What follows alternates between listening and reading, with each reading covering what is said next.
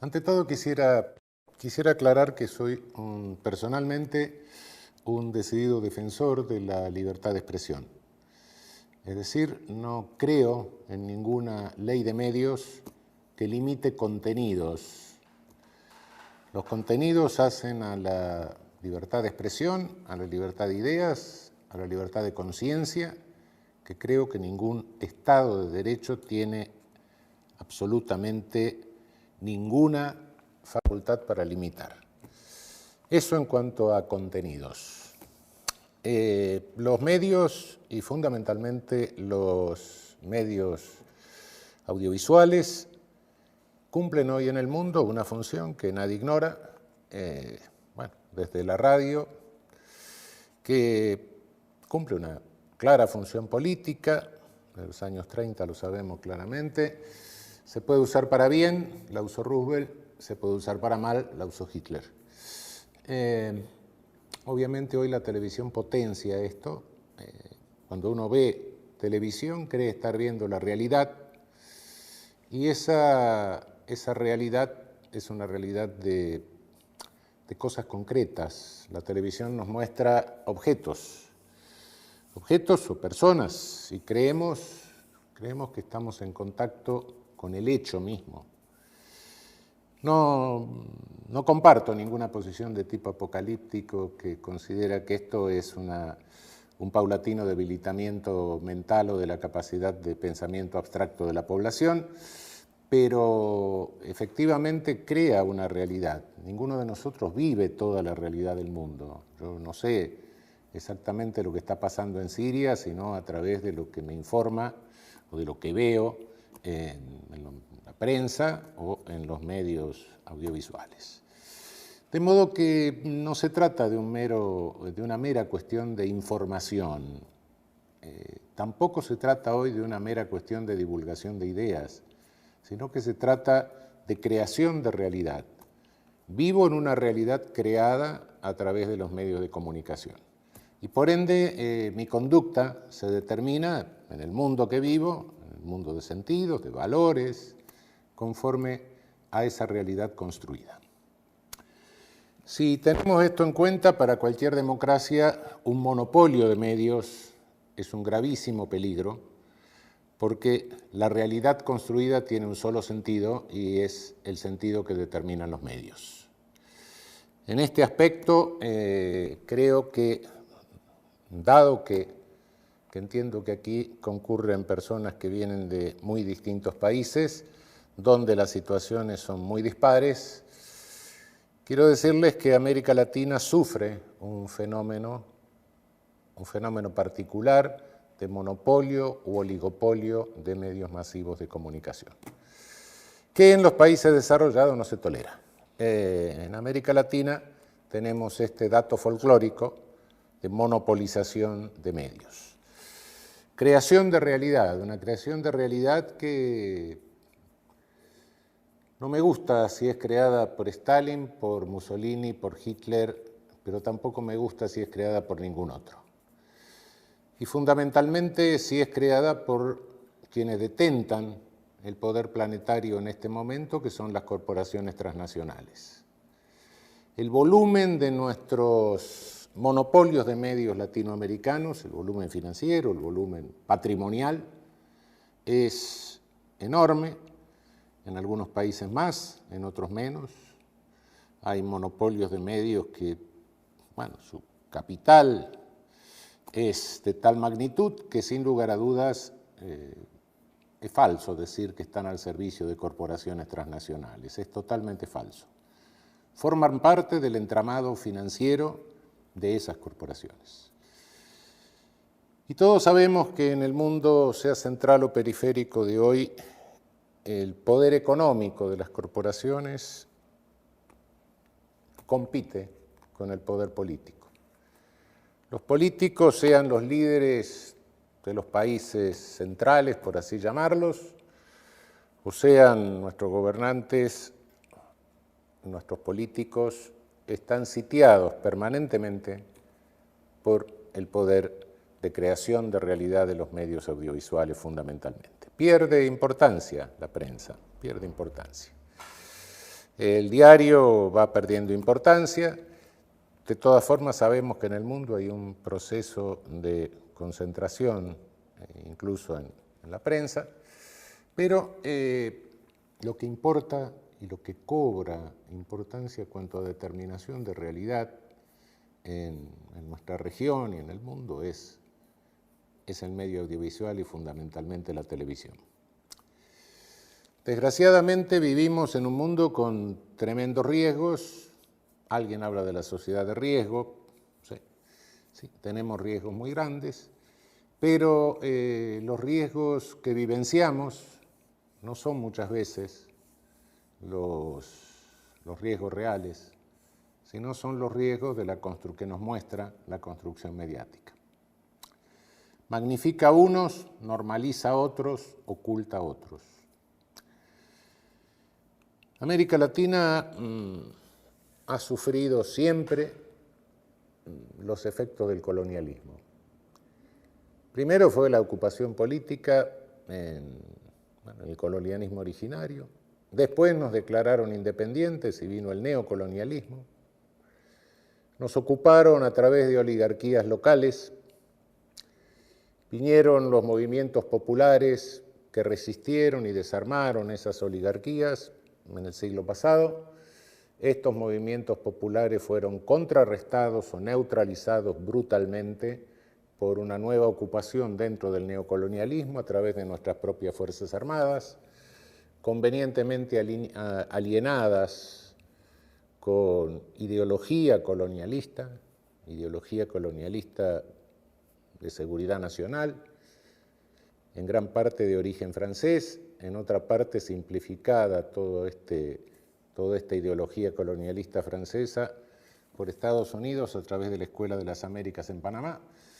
Y de esa manera, bueno, nos ocuparon brutalmente, se protagonizaron los genocidios de las dictaduras de seguridad nacional del siglo pasado, y finalmente adviene una etapa, una fase superior del colonialismo, donde ya no nos ocupan geográficamente, no nos ocupan territorialmente, sino que en este mundo virtual en que vivimos después de la revolución tecnológica de fines del siglo pasado, nos ocupan a través directamente de las corporaciones transnacionales en lo económico. Lamentablemente esta es la situación actual en la región. Hay resistencias, pero estamos sufriendo claramente un embate de esta fase avanzada del colonialismo de corporaciones transnacionales. En el mundo, la política se la fueron comiendo estas corporaciones. No es nuevo esto. No, de ninguna manera es nuevo. Hace 60 años, alguien que no era un ingenuo, Dwight Eisenhower, cuando dejaba la presidencia de Estados Unidos, advirtió que los intereses estratégicos de Estados Unidos estaban siendo reemplazados por los intereses del complejo militar industrial. Y Charles de Gaulle en Europa hizo notar lo mismo. Eisenhower se fue, a Charles de Gaulle trataron de matarlo, finalmente, bueno, una estudiantina rara que terminó en camisetas acabó con él. Pero estos dos que sabían de poder ya se daban cuenta de que esa connivencia de establishment y política se estaba desequilibrando porque en el proceso de concentración de capital las grandes corporaciones ya se daban cuenta que no necesitaban de la política y bueno, directamente estaban controlando el poder o estaban dispuestas a controlar el poder, lo que parece que en el curso de este siglo que estamos viviendo se está acentuando notoriamente. Si ustedes se fijan en lo que está sucediendo con el gobierno argentino en este momento, pueden revisar la lista de ministros que tenemos y se van a dar cuenta que todos son Chief Executive Officers de corporaciones transnacionales. Es decir, los que ayer hacían lobby ante los políticos, hoy directamente ocupan los ministerios. Eso nos está trayendo una serie de problemas, pero el instrumento, uno de los instrumentos básicos para esto, para este monopolio proveniente de esta fase superior del colonialismo, es la concentración de medios, la concentración monopólica de medios. Y con todo, la concentración monopólica de medios en la Argentina, comparada con lo que pasa en otros países de la región, podría ser considerada casi un kiosco. Hay otros países donde el potencial financiero, económico de estas corporaciones es mucho mayor incluso que en el nuestro. Decía al comienzo que no creo que pueda haber una democracia con monopolio de medios. No importa quién cree la realidad, pero esa realidad no puede ser creada simple y sencillamente por un monopolio. Estamos entregando algo más que la difusión de ideas, ¿no? Las ideas se pueden difundir por otros medios, por otra forma. Estamos entregando nuestra cultura. Los medios son creadores y difusores de cultura. Y realmente la gran riqueza de América Latina es justamente su pluralismo cultural, su enorme mosaico cultural, el enorme mosaico de sincretizaciones de culturas y su pluralismo étnico consiguiente, y esto lo estamos homogeneizando a través de medios que lo que están haciendo es suicidar nuestras culturas, homogeneizarlas. No es la igualdad, el derecho a la igualdad, no, cuidado, no nos confundamos el derecho a la igualdad con la igualación. El derecho a la igualdad, bien entendido, es el derecho a ser diferente y tener un trato equitativo siendo diferente, un trato igual siendo diferente. Pero eso, el peor enemigo que puede tener el derecho a la igualdad es la igualación, es decir, la antípoda del derecho a la igualdad sería la clonación humana, por ejemplo, ¿no? Somos todos iguales. Tengamos esto en cuenta. El pluralismo es necesario mantenerlo en los medios porque necesitamos mantener la dinámica de la sociedad y necesitamos mantener la dinámica y la identidad de nuestras culturas. Lamentablemente, lo que estamos viviendo en América Latina es esta fase superior del colonialismo y los medios son el instrumento para esto. Nos inventan riesgos o nos magnifican riesgos y nos ocultan otros. Nadie ignora que en América Latina hay dos índices de los cuales somos campeones. Uno es el índice de muertes violentas. De los 20 y tantos países que en las Naciones Unidas pasan el 20 por 100.000 de muerte violenta por año, nosotros tenemos 19 en América Latina y el Caribe. Tenemos algún país de nuestra América Latina con más de 100.000 muertos en pocos años, 20.000 desaparecidos. Tenemos alguna ciudad de América Latina que es campeona en muertes violentas, campeona mundial. Sin embargo, esto no lo reflejan nuestros medios o lo normalizan. En algunos de esos países, lamentablemente, el discurso de medios que he escuchado es «somos así porque somos violentos». Es un discurso que trata de convencer a la sociedad de un racismo inferiorizante, donde la violencia hay que normalizarla porque eso interesa a las corporaciones, se la normaliza. Somos violentos por naturaleza, ¿qué vamos a hacer? Somos inferiores. Otros países, como es el Cono Sur, Uruguay, nosotros, Chile, donde la violencia letal es menor, ahí se la crea cuando es necesario crearla, se la maximiza cuando es necesario maximizarla, para difundir una general sensación de inseguridad. Se ocultan determinadas violencias, se muestran otras.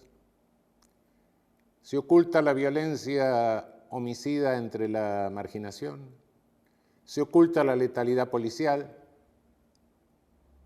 y se maximiza alguna violencia periférica de delincuencia común, generando una idea, una vivencia de inseguridad absoluta, que reclama naturalmente medidas de carácter represivo.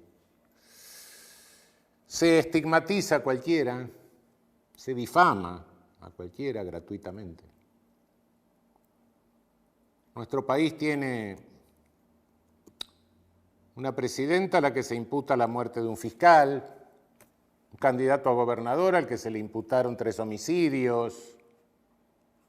Se ha dicho que debajo de la tumba del expresidente Kirchner había un depósito de oro. Yo soy el dueño de todos los prostíbulos de la ciudad de Buenos Aires. Y todo eso es gratuito, todo eso es impune. ¿Qué vamos a hacer? Es resultado del monopolio de medios. Tenemos una dirigente social en este momento detenida arbitrariamente en violación de inmunidades parlamentarias. Está estigmatizada por todo el monopolio de medios. No está procesada siquiera, está detenida. ¿Por qué? Porque se robó todo, dice el monopolio de medios. No hay procesamiento. Es la única persona que está detenida sin procesamiento en razón de administración fraudulenta. Hay otros procesados por delitos parecidos que presiden nuestro Banco Central. Los medios lo ocultan.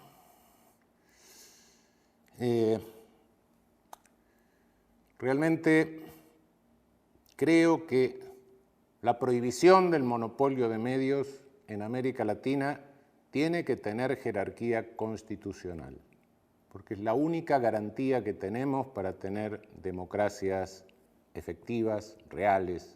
Insisto en que soy el primero en defender el derecho a los contenidos, pero siempre que no haya monopolio.